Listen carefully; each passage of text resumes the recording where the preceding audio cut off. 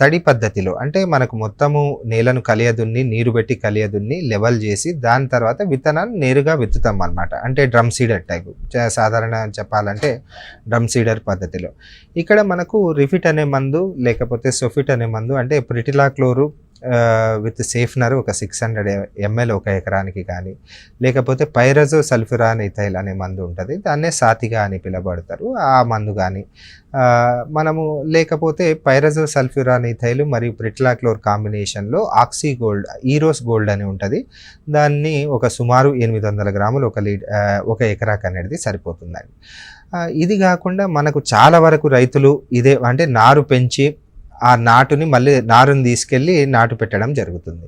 ఈ పద్ధతిలో నారులో కూడా మనం కలుపు గమనించే అవకాశం ఉంటుంది. ఆ నారులో మనం కలుపు గమనించినట్టయితే బ్యూటాక్లోర్ ఒక 25 ml 5 లీటర్ల నీటికి కలుపుకోవాలి.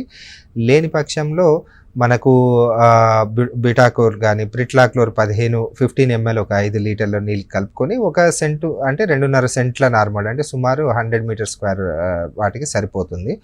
అదేవిధంగా మనకు క్లించర్ అని ఉంటుంది, సహలోఫాబ్ బ్యూటైల్. ఇది ఎప్పుడు వేసుకోవాలంటే మనకు సుమారు నారు వేసిన ఒక 12 నుంచి 15 రోజుల మధ్యలో మనం ఇది నారు కలుపు ఉన్నప్పుడే మనం కలుపు ఉన్నట్టు గమనించినట్టయితేనే మనం వేసుకోవాలి.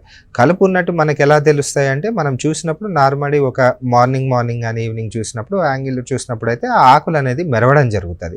వాటిని ముట్టుకున్నప్పుడు అది క్లియర్గా మనకు తెలిసిపోతుంది. వాటి కాడలు త్రికోణాకారంలో కానీ మనకు వరి మెరవదనమాట. కాకపోతే ఇవి వ్యాక్సీ కోటింగ్ వల్ల మెరుస్తాయి కాబట్టి క్లియర్గా మనకు కలుపు ఉందని తెలిసిపోతుంది. ఆ సమయంలో nominee gold bispyribac sodium 0.5 ml 1 litre నీటికి కలిపి మనము ఆ నార్మల్లో చల్లుకుంటే నారులో కలుపు రాకుండా నివారించవచ్చు.